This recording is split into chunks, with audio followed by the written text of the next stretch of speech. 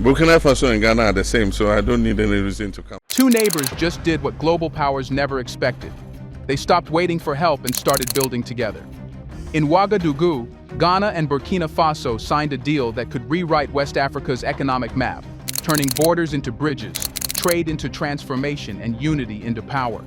This isn't another summit promise. It's the moment Africa decided to invest in itself. But why is this so important? Let's find out.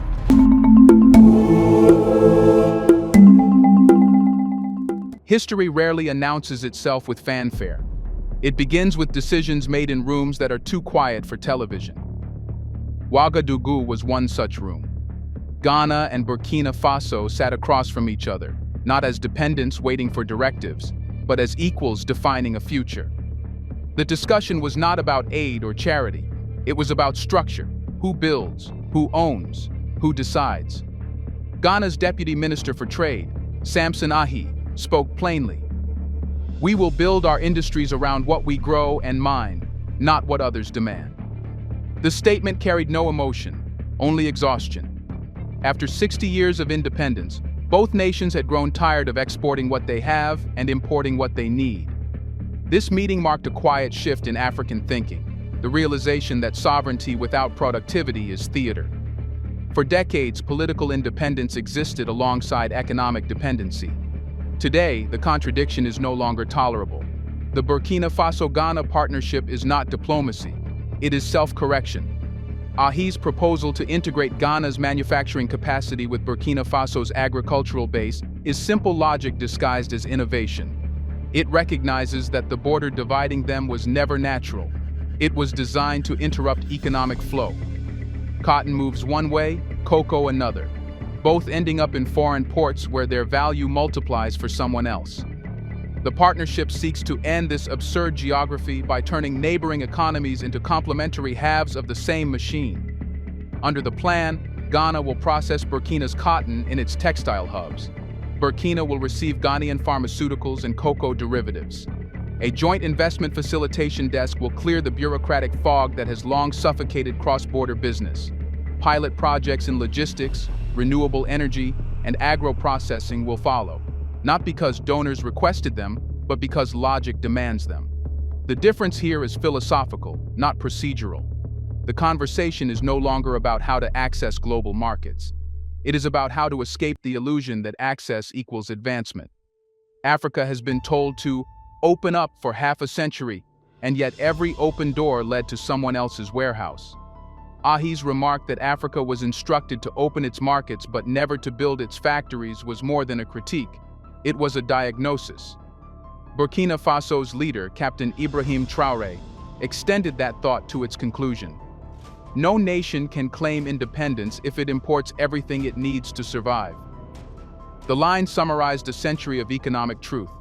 Political freedom without industrial competence is dependency with a flag.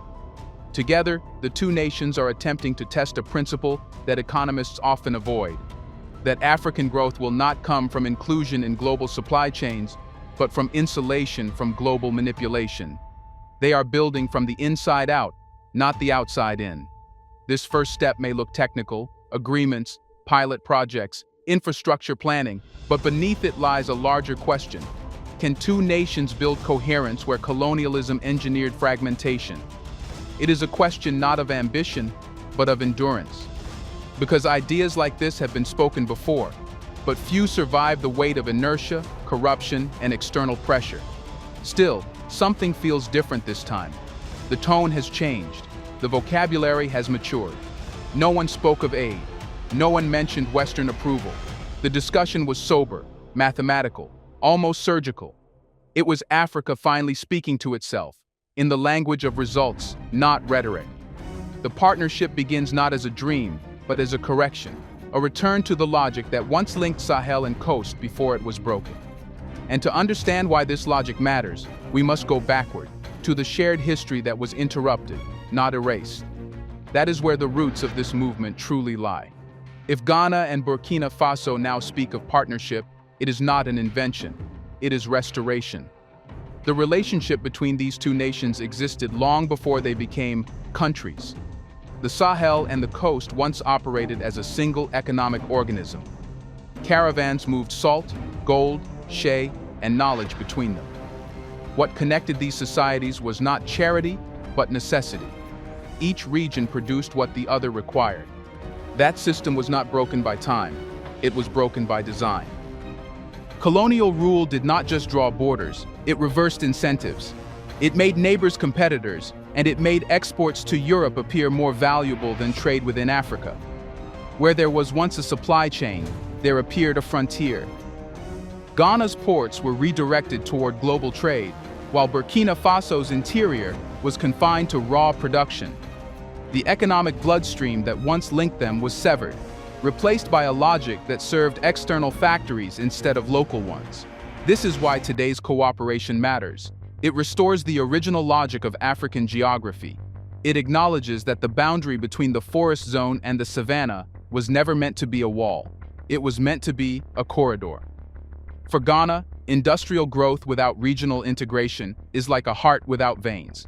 It beats but does not circulate. For Burkina Faso, agriculture without local processing is labor without accumulation. The two conditions cancel each other until coordination turns them into strength. When Samson Ahi spoke of merging Ghana's manufacturing drive with Burkina's resource base, he was not improvising policy. He was closing a historical loop. The question is not whether this partnership can work, but whether Africa can finally recover the continuity that colonial economics interrupted. Because for half a century, the continent has treated trade as a diplomatic gesture instead of an internal system. The modern challenge is to decolonize efficiency. African countries have been told that efficiency means exporting quickly and importing cheaply. Yet that equation has only deepened dependence. True efficiency is circular, production that feeds back into local economies, not outward into foreign markets. The Ghana-Burkina partnership is therefore less a trade agreement than an attempt to design such a circle, one that keeps value, labor, and profit within the same geography. There is also a philosophical correction unfolding here.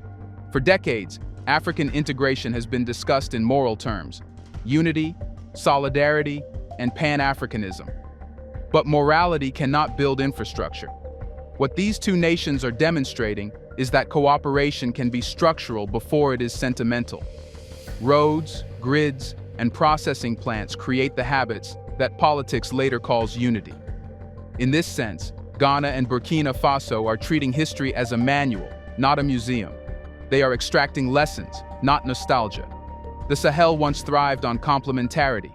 That memory is now being translated into policy. What was once an oral tradition is becoming an industrial strategy. Still, restoring continuity is not the same as achieving success. The world has changed. Markets are global, currencies are volatile, and technology is uneven. The question now is whether this partnership can convert moral logic into technical competence. It must operate with precision, not poetry. That challenge leads directly to the next phase of the story, not about history, but about leadership. Two men from two systems now carry this blueprint forward. One speaks the language of revolution, the other of reform. Let's pause for a second to say, big thank you to the Black Culture Diary community, where Black voices, stories, and legacies are preserved and amplified. By becoming a member, you're not just supporting the channel, you're becoming part of a powerful cultural movement. Let's continue. Every movement that survives its first announcement eventually faces the same test, whether its leaders can translate conviction into structure. Ghana and Burkina Faso are now at that threshold. Their cooperation depends not on speeches or symbolism, but on the ability of two minds, Captain Ibrahim Traoré and Samson Ahi, to synchronize without losing their integrity. They represent two distinct traditions in African statecraft. Traoré comes from the school of rupture. His politics is corrective, born from the conviction that liberation demands confrontation. He inherited a state disfigured by external dependency and internal hesitation, and he has chosen to govern as if delay itself were treason. Ahi, by contrast, belongs to the tradition of continuity. His method is evolutionary, policy, not protest. He speaks the language of systems, incentives, and coordination. Where Traoré dismantles, Ahi designs. At first glance, these paths appear irreconcilable. One begins with force, the other with framework. Yet when placed side by side, they reveal a necessary symmetry. Revolution provides direction, reform provides endurance. The absence of either produces distortion, radicalism without order, or order without progress. This is why the Ghana-Burkina partnership may succeed where others have stalled. It contains both impulses in measured proportion. During private sessions following the Ouagadougou Forum, officials observed something instructive. Traoré's interventions were blunt, almost minimalistic. No more extraction without transformation, he said. Ahi's responses were procedural. Transformation requires a rulebook. Their exchange condensed the entire African dilemma: how to protect sovereignty while remaining functional. Traoré wants to secure ownership of resources. Ahi wants to guarantee productivity from them. Together they form the dual logic of independence, control, and competence. This combination is not merely political, it is philosophical. For the last 60 years, African leadership has oscillated between two extremes: idealists who wanted total autonomy and administrators who settled for managed dependency. Both failed for the same reason. Autonomy without organization collapses, and organization without autonomy decays. The Ghana-Burkina framework seeks balance, a sovereignty that governs itself efficiently. That principle explains why their model diverges from past regional pacts. Earlier African unions were heavy with bureaucracy and light on purpose. They mistook coordination for cooperation. What Traoré and Ahi are building is leaner and more deliberate. A bilateral prototype designed for replication. The plan does not chase grandeur. It pursues precision. If it works, others will follow, not because of rhetoric, but because it functions. There is, however, a moral weight attached to this experiment. Both leaders understand that they operate under surveillance by global markets, by regional blocs, and by their own citizens. Any sign of discord will be interpreted as proof that Africa cannot cooperate with itself. That pressure is both unfair and inevitable. It demands an unusual kind of leadership, one that can resist provocation without diluting conviction. Here, Ghana's democratic steadiness serves as ballast for Burkina Faso's revolutionary energy. Each protects the other from its own excesses. Ghana tempers the fire. Burkina reignites the will. Their convergence is therefore not sentimental but strategic, a merging of temperaments designed to outlast personalities. Yet leadership, no matter how aligned, cannot substitute for mechanism. The success of this partnership will depend on whether their ideas can materialize into predictable systems, investment frameworks, logistics protocols, and industrial governance. Philosophy has set the direction. Engineering must now carry the weight. And that brings us to the next question. How does a vision, however rational, survive contact with the machinery of implementation? How do principles translate into infrastructure without being diluted by compromise? Here's a reminder to please like and share the video and subscribe to our channel to watch more videos on Black culture, history, civilization, and identity. Let's continue now. Every ideal, once translated into governance, encounters its first enemy: process. Philosophy can define direction, only administration can prove it. That is where most African initiatives dissolve, between the speech and the spreadsheet. Ghana and Burkina Faso are now entering that narrow corridor where sincerity is no longer enough. The partnership has moved from principle to design. Both governments are drafting what insiders describe as a joint industrial implementation framework, a structure meant to convert rhetoric into metrics. The logic is pragmatic. Cooperation must be measurable, or it will revert to performance. For decades, Africa has mastered the language of plans, but not the architecture of follow-through. This framework is an attempt to correct that habit. The focus is on institutional symmetry, building systems that align rather than mirror each other. Ghana provides industrial depth, ports, factories, and supply chain management. Burkina Faso provides raw capacity, land, labor, and raw materials. The challenge is not their differences, but their synchronization. Coordination, not capital, is the scarce resource in African development. Implementation, however, is never purely technical. It requires moral discipline, the ability to resist shortcuts disguised as solutions. This is why the Ghana-Burkina model rejects the common temptation to outsource its own success. Both sides have agreed that local expertise, not foreign consultants, will design the operational blueprint.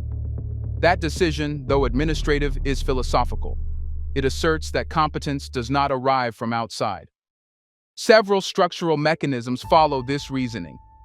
The first is the creation of a joint investment facilitation desk, a centralized bureau to remove bureaucratic friction that historically paralyzed regional projects. Its task is not to simplify rules, but to make them consistent across two sovereignties. The second is the planned Mutual Standards Accord, allowing certified products in one country to be automatically recognized in the other. This turns the border into a technical checkpoint rather than a commercial barrier. There is also the question of power, both electrical and political. Ghana's hydropower network, when integrated with Burkina Faso's solar expansion, could stabilize the region's energy base. This integration goes beyond economics. Energy is the material form of freedom. Whoever generates it controls policy. Shared grids create shared leverage. Logistics remains the hardest frontier. The Tema-Ouagadougou corridor has become both a symbol and a test. Every hour lost to delay represents not only inefficiency, but dependency. Because inefficiency is the mechanism through which foreign suppliers maintain dominance. Plans for upgraded dry ports and an eventual rail extension are not just transport projects. They are instruments of deterrence against external monopoly. Yet the most radical feature of this implementation phase is not infrastructure but evaluation. The two governments are drafting an independent review mechanism composed of economists, engineers, and civic representatives who will audit progress quarterly. Accountability, once demanded by donors, is now being claimed by Africans themselves. That reversal of authority is the intellectual essence of this alliance. Still, even the best systems can fail if their purpose is misunderstood. Implementation cannot become an imitation. Building factories, ports, and policies is not the goal. It is the expression of a deeper pursuit, competence governed by integrity. Africa has been modernized before, but it has rarely been self-modernized. Ghana and Burkina Faso are testing whether such self-modernization is possible under contemporary pressures. If they succeed, they will have done more than execute a trade pact. They will have proven that structure can exist without subservience. And if they fail, it will not be for lack of vision, but for lack of vigilance, the tendency to abandon momentum once applause fades. That is the precipice on which they now stand. Implementation is not a phase, it is a culture. Whether these nations can sustain that culture will determine if this experiment matures into a model. The next question follows naturally. Once the machinery is in motion, what kind of civilization does it produce? Does it replicate the industrial greed of others, or can it design a development ethic of its own? This is not a moral question alone, it is structural. Because the greatest threat to African development has never been failure, it has been mimicry. Every empire leaves behind an intellectual residue, the belief that progress is valid only when it resembles the former master's path. Ghana and Burkina Faso, if they are to succeed, must reject that residue entirely. Their task is not to industrialize in the Western image, but to design an economy that obeys African logic, one that measures value not by profit margins, but by retention of dignity. In this framework, a textile mill that sustains local farmers is more valuable than an export zone that enriches shareholders abroad. A factory that strengthens domestic education is worth more than one that merely boosts GDP. Development, if it empties a nation's spirit, is another form of dependency disguised as success. Both governments appear conscious of this distinction. Ghana's emerging economic doctrine emphasizes productive inclusion, ensuring that small and medium enterprises are built into the industrial ecosystem rather than displaced by it. Burkina Faso, guided by Traoré's state-centered vision, insists on ownership integrity, that what is mined, grown, or produced on its soil must remain under African command. These two doctrines, though different in method, converge on a single premise: growth without autonomy is decay in disguise.